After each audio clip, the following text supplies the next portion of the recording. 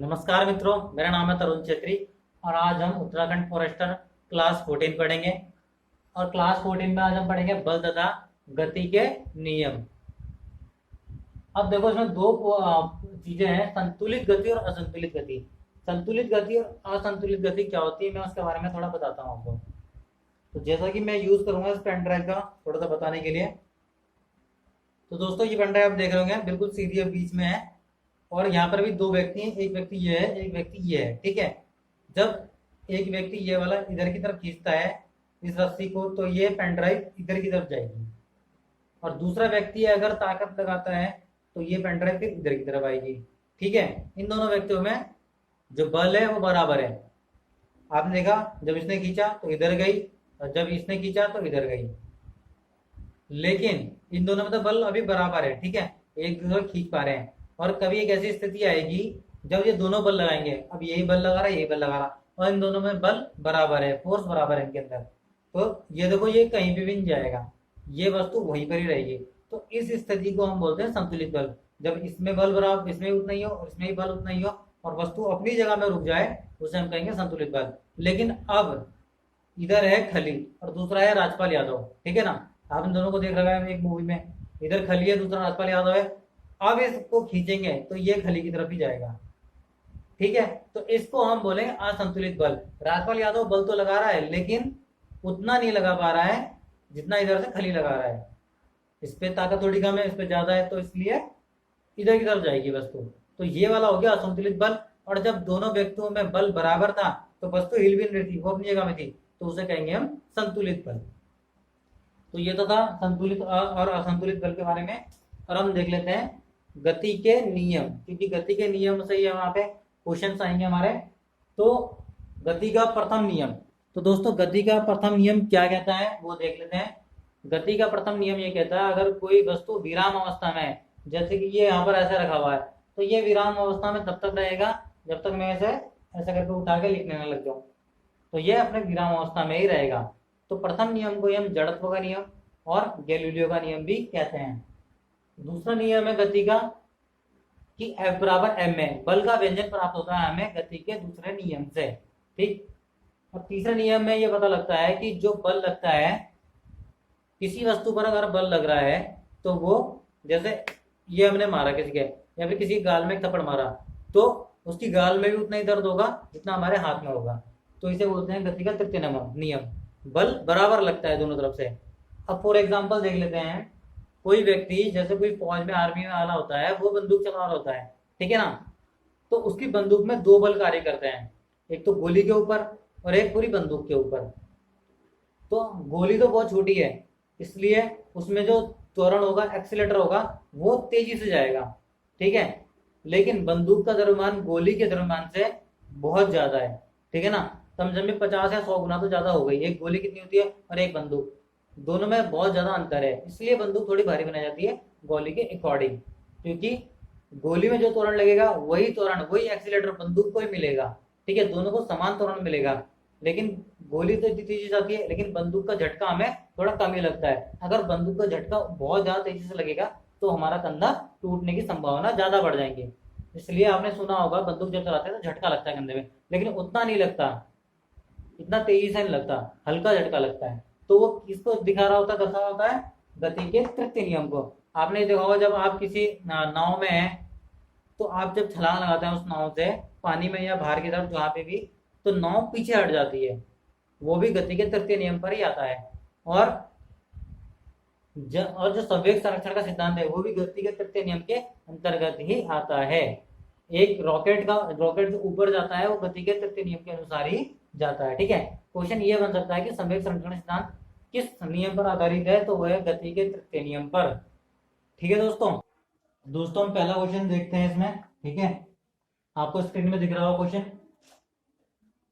तो इसमें हमें इसने दे रखा है, पहला u बराबर, जो हमारा प्रारंभिक वेग होता है 3 मीटर पर सेकेंड। ठीक है, इसने v अंतिम वेग दे रखा है हमें 7 मीटर पर सेकेंड, और टाइम दे रखा है इसने हमें 2 सेकेंड। ठीक है, 2 सेकेंड टाइम दे रखा है, इतनी चीज दे रखी है। और जो द्रव्यमान है वो कितना है, 5 किलोग्राम। ठीक है ना, 5 किलोग्राम उसने हमें द्रव्यमान दे रखा है। तो दोस्तों हम इस सवालों को करेंगे अब। तो ये सब हमें उसने क्वेश्चन में दे रखा है।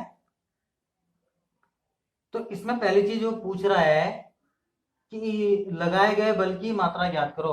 हमें बल की मात्रा ज्ञात करनी है। तो हमारे पास फॉर्मूला तो है F बराबर एम ए। इधर ही लिखता हूं। हमारे पास जो फॉर्मूला है वो क्या है, F बराबर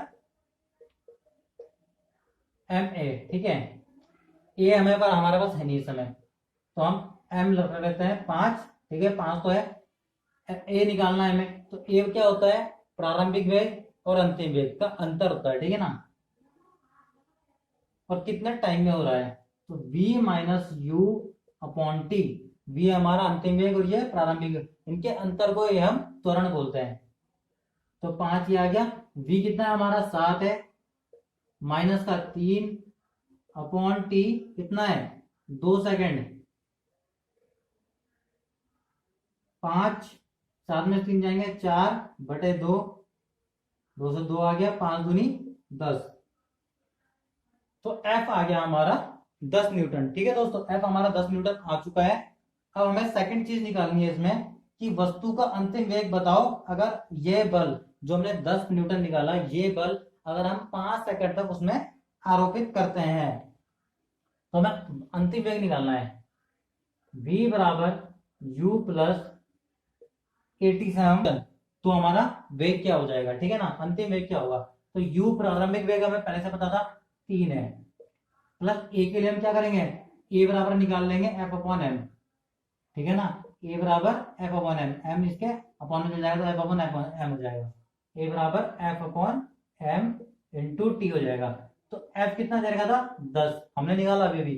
एम कितना है 5, और टाइम कितना है हमारे पास अब 5 सेकेंड, और प्लस 3, ये कट जाएगा, 5 दूनी 10। ठीक है ना, और 5 दूनी 10 फिर से हो जाएगा, और 10 और 3 13।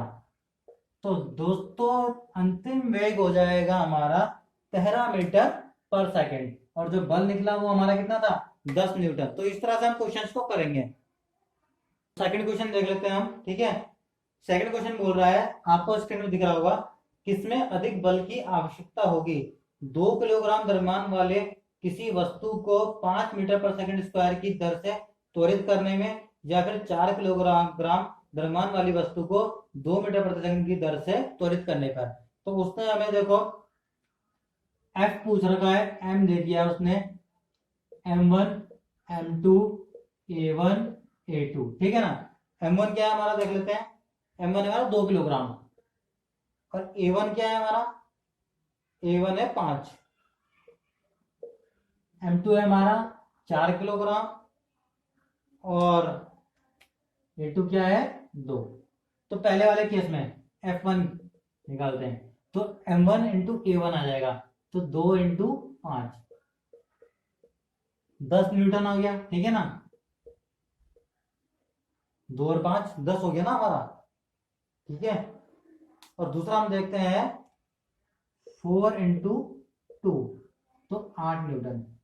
तो क्वेश्चन में डायरेक्टली क्या पूछा था कि किसमें अधिक बल की आवश्यकता होगी, तो अधिक बल की आवश्यकता इसमें होगी, 2 किलो वाले में अधिक बल की आवश्यकता होगी, जिसे हम 5 मीटर पर सेकंड स्क्वायर की स्पीड से एक्सीलरेटर करेंगे। तो ये इस तरह से निकालेंगे। नेक्स्ट क्वेश्चन देखते हैं मित्रों, हम नेक्स्ट क्वेश्चन देख लेते हैं। नेक्स्ट क्वेश्चन आपको दिख रहा होगा स्क्रीन पे। तो ये क्वेश्चन बोल रहा है, एक कार 108 किलोमीटर पर आवर की गति से चल रही है। तो यूज ने हमें दे दिया पहले, 108 किलोमीटर पर आवर की गति से चल रही है एक कार, और ब्रेक लगने के बाद वह रुकने में 4 सेकंड का समय लेती है। टाइम दिया उसने हमें 4 सेकंड, जैसे ब्रेक मारे उसके बाद रुकने में 4 सेकंड का समय लेती है। ठीक है, फिर बोल रहा है कार पर ब्रेक लगाए जाने के बाद लगने वाले बल की गणना करें। कार में यात्रियों सहित कुल द्रव्यमान कितना है 1000। एम उसने हमें दे दिया 1000 किलोग्राम। ठीक है, तो हमें बल की गणना करनी है। तो पहले वी हमें पता है कितना है 0, वी हमारा क्या है 0 है। तो हमें बल कहां से निकाल सकते हैं हम, F बराबर एम ए से। और ए आपको पता है क्या है, v minus you upon T. प्रारंभ अंतिम वेग और प्रारंभिक वेग के जो बीच में अंतर आता है, और अंतर कितने समय में आ रहा है उसे हम त्वरण कहते हैं। एम कितना है हमारे पास, 1000। अब देखो इस 108 को हम चेंज करेंगे मीटर पर सेकंड में। जब हम किलोमीटर पर सेकंड प्रति घंटे को चेंज करते हैं मीटर पर सेकंड में, तो हम करेंगे क्या, 108 गुणा 5/18। ठीक है, इसे याद कर लेना, 5/18। ये कैसा आया मैं अभी आपको बता दूंगा। ठीक है ना, मीटर पर सेकंड में कर रहे हैं हम। देखो ये ऐसा आया, देख लो आप लोग, ये 1000 क्योंकि ऊपर मीटर है, और ये 18 सेकंड है, 3600 आ जाएगा। ठीक है, 2 0 कैंसिल, ये आ गया 5, ये आ गया 18। तो इस तरह से ये यहाँ पे आ जाएगा। ठीक है ना, ये जब किलोमीटर को मीटर में बदलेंगे तो 1000 मीटर हो जाएगा, और 1 घंटे को आवर बदलेंगे तो 3600 सेकंड आएंगे। ठीक है ना, मिनट में बदलेंगे 36 सेकंड आ जाएगा। तो 5/18 से करेंगे, 18 पंजे 90 और 18 से 108, 5 चक 30। तो यू हमारा कितना आ गया, 30 आ गया। अब 0 माइनस वी हमारा 0 है, यू हमारा कितना है, 30 है, अपॉन कितना आया, टी। टी कितना देखा था उसने हमें, 4 सेकंड। इस 4 से ये कट जाएगा कितनी बार, 100 कितनी बार कटता है, 25 बार। 25 चौक 100 होते हैं ना, तो 250 आ जाएगा, इंटू माइनस का 30। 0 0 3 पंजे 15 का 5 हासिल है, 3 दूनी 6 और 7 माइनस का। क्योंकि जब कार में ब्रेक लगेगा, ठीक है ना, तो एक्सीलेटर आगे की तरफ जाएगा नहीं, पीछे की तरफ आएगा। इसलिए क्योंकि एक्सीलेटर जब हम देते हैं पॉजिटिव वे में तो गाड़ी आगे भागती है, लेकिन यहाँ पे ब्रेक लग रहा है तो गाड़ी पीछे जाएगी। तो पीछे की तरफ 7500 न्यूटन का उसने बल लगाया गाड़ी को रोकने के लिए।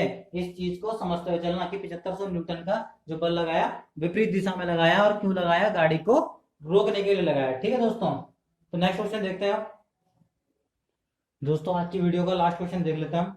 तो क्वेश्चन ये है कि 2 किलोग्राम की एक पिस्टल से, ठीक है ना, M1 दे दिया उसने 2 किलोग्राम की एक पिस्टल से 20 ग्राम M2 20 ग्राम में, ठीक है ना, 20 ग्राम की एक गोली निकलती है, और कितने वेग से, 150 मीटर पर सेकंड,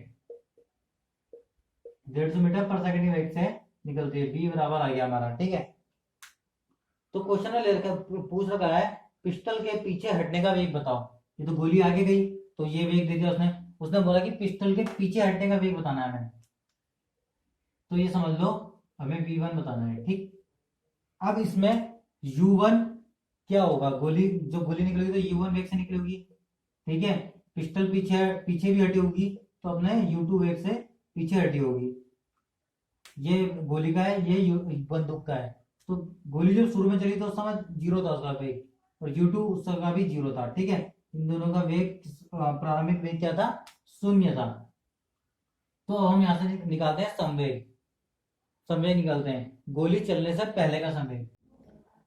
तो हमें ये सब दे रखा था क्वेश्चन में, अब गोली छूटने से पहले का संवेग देखेंगे हम। ठीक है, इसमें हमें संवेग निकालना जरूरी है क्योंकि हमें लास्ट का v याद करना है, ये v निकालना है। तो गोली छूटने से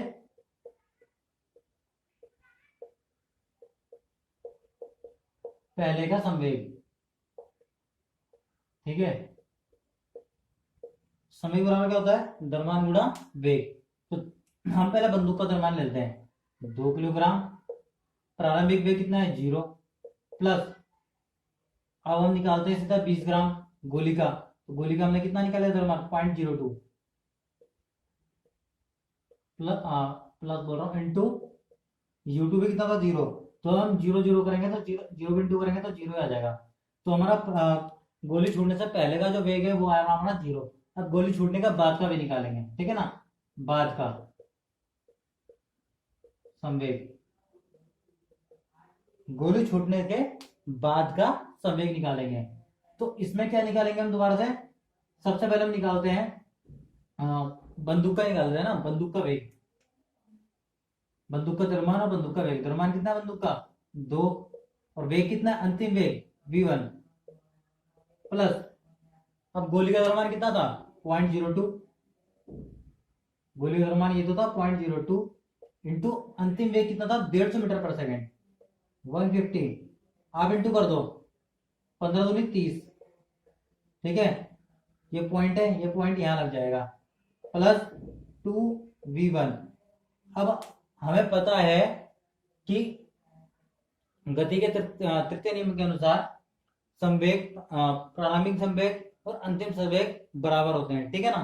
प्रारंभिक संवेग और गति के तृतीय नियम और संवेग संरक्षण के अनुसार, ठीक है। संवेग संरक्षण का जो नियम है वो किस पर आधारित है, गति के तृतीय नियम पर। तो संवेग संरक्षण के नियम अनुसार और गति के तृतीय नियम के अनुसार प्रारंभिक संवेग और अंतिम संवेग बराबर होते हैं। तो प्रारंभिक संवेग कितना था, यहाँ पे लिख लेना, मैं इसे मिटा देता हूँ, थोड़ा सा इरेज कर देता हूँ हल्का। तो प्रारंभिक संवेग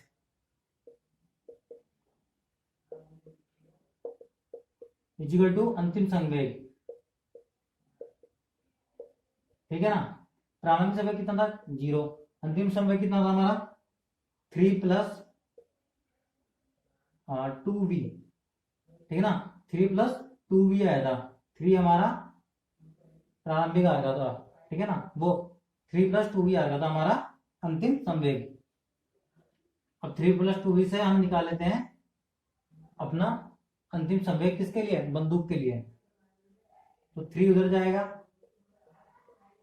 2v1 और v1 इज इक्वल टू कितना जाएगा, -3/2। यह आ जाएगा 1.5 मीटर पर सेकंड, ठीक है ना। ये माइनस है यहाँ पे।